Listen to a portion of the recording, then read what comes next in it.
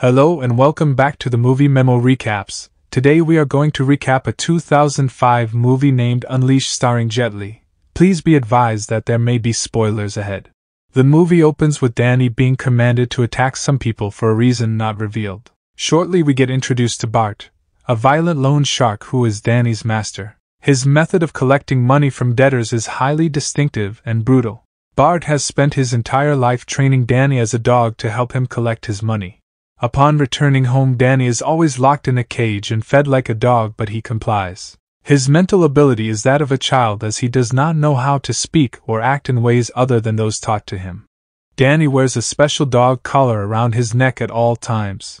He is innocuous while wearing it, but as soon as it is off he transforms into an untamed violent dog who kills anybody who bothers his master. He also has a first-grade book that he uses to occupy himself. He picks up a few new words and displays a keen interest in learning. They continue to threaten the debtors the next day. One of their targets is a wealthy businessman who owes Bart a lot of money. He is not like the regular people they deal with because he is aware of the collar trick. To keep Bart from activating Danny, they pull him away before he can remove the collar. They beat him up while Danny looks on, unsure what to do. Bart struggles but eventually manages to remove his collar. This awakens the beast within Danny and he quickly battles and dispatches the adversaries. A man standing nearby notices his amazing fighting skills. Wyeth is the organizer of an underground fight match, and when he looks at Danny he sees an opportunity to make a lot of money. After the debtor has been battered half to death, Bart collects his money and goes outside. Although Danny saved his life, Bart is enraged that he did not save him when he was being beaten. They stop at an antique warehouse for their final trip of the day. To ensure that the previous trick is not duplicated, Bart instructs Danny to remain in the warehouse while keeping an eye on the signal light. When it turns red, he is summoned to come inside and assist Danny and his thugs. As Danny waits, he notices a piano in the corner of the room. He remembers seeing it in the book and is fascinated by it. When a blind man walks into the room, he finds Danny trying out the piano.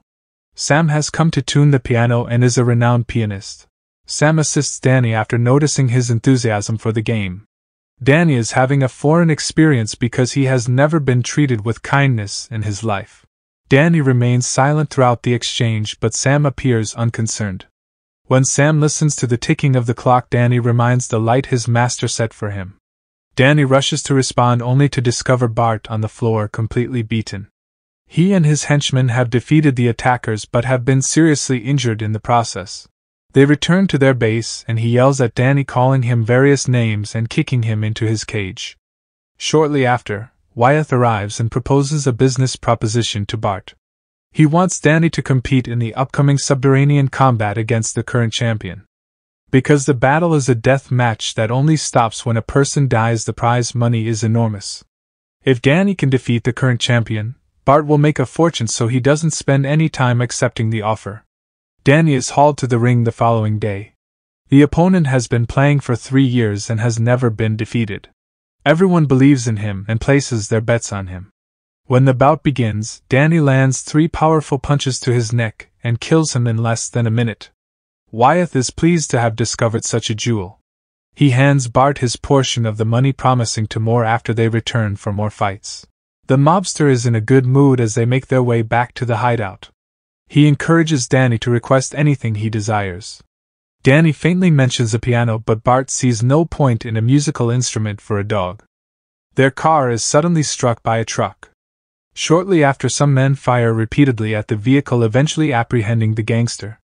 But luckily Danny is still alive. With his master gone, he only has one option: the antique warehouse.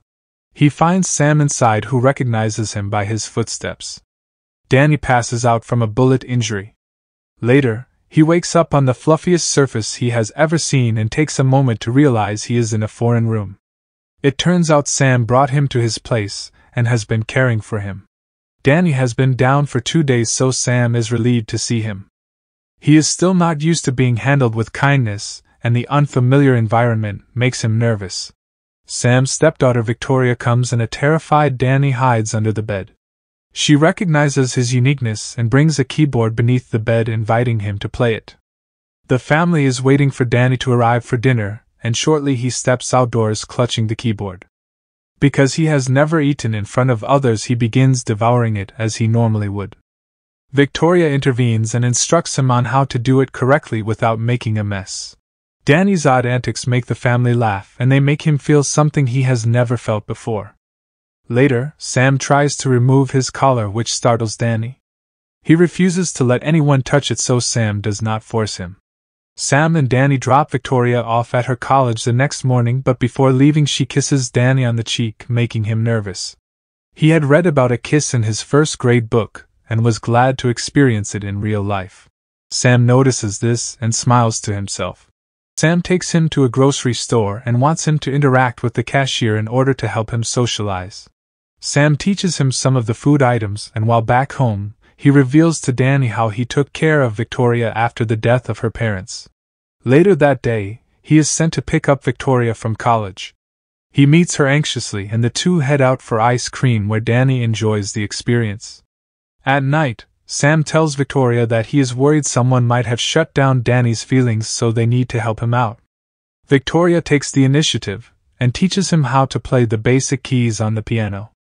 Sam hears them from his bedroom and smiles as Danny finally opens up to them. In a short period of time, he becomes an inseparable part of their lives. Danny and Sam are at the grocery store one day when some gangsters start fighting. Sam and the rest of the audience are terrified, but Danny continues to pick the vegetables as if nothing is happening behind him. Sam later finds him and asks him how he remained calm in the situation. Danny merely responds that they weren't fighting him, so he wasn't afraid. Sam is interested in the answer and inquires about Danny's background. All Danny knows is that he lived with his uncle who died, and he sympathizes with him. For the following few weeks they live as a happy family, hanging out with Danny and taking him through a series of events he wasn't familiar with. One night, Victoria tries to remove Danny's collar, but he gets terrified. Danny finally lets Victoria remove his collar, and he's fine without it. In the morning, Sam takes him to work to repair a piano. While working on the instrument, he tells him that he and Victoria are returning to New York when she graduates. Danny is upset because he will be left without a family once more. However, Sam emphasizes that they are also taking him because he is now a member of the family. Danny gets handed half the money after work since he worked with Sam. He eagerly heads to the store to buy gifts for everyone. On his way out, he runs across a man who used to work for Bart. He reveals that Bart is still alive and is seeking Danny everywhere because he is his source of money. Danny agrees to return because he wants to know who his parents are. In the following scene, Danny meets Bart and inquires about his mother. Bart responds that he found Danny on the side of the road and never bothered to hunt for his parents. Danny is then transported to another death match. His boss makes him wear the collar, and then takes it off only to discover that the trick no longer works. When Danny refuses to kill anyone, he is thrown into the ring with a formidable opponent. He continues to attack Danny, but he does not retaliate. More combatants are added to the ring to make the match more intriguing, but Danny does not fight back despite being mercilessly assaulted. Shortly, Danny's brain clicks after a man steps on his hand. He transforms into his previous self and quickly defeats his opponents. He, however, fails to kill any of them, which upsets Bart because he wouldn't earn anything. At the conclusion of the day, Danny is thrashed and tossed back into his cage. On the other hand, Victoria and Sam are anxious about him but have no idea where to look for him. Danny sneaks out of the cage when no one is looking and discovers a slew of photographs on Bart's workstation. He recognizes himself in a photograph of himself seated with his mother in front of the piano. He assaults Bart, and for the last time questions him about his mother. The man admits that she was an adult worker who used to be his escort for several nights. She even took Danny to work and had no concern for boundaries. Shortly, Bart fell in love with her, and when she died of an illness, he took Danny in and made him his family. They are traveling to work the next day when Danny hears the word family, which reminds him of Sam and Victoria. He swerves the automobile, causing it to crash, and then flees. Following that, he returns to his real family, who are overjoyed to see him. They feel sorry for him after learning the news about his mother. Victoria describes the context of the image, and Sam recognizes it as an auditorium he has visited. They visit the auditorium to learn more about Danny's mother.